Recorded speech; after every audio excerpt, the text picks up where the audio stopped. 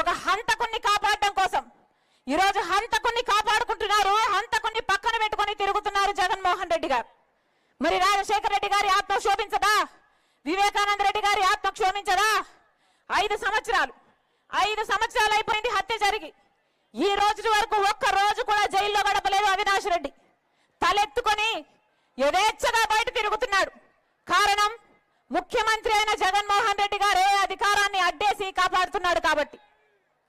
5 సంవత్సరాలు అధికారంలో ఉండి శిక్ష పడకుండా కాపాడడం ఒకెత్తైతే, ఈరోజు మళ్ళీ అదే హంతకులకి, హత్య చేపించిన వాళ్ళకి మళ్ళీ ఎంపీ టికెట్ ఇవ్వడము ఇంకొక ఎత్తు.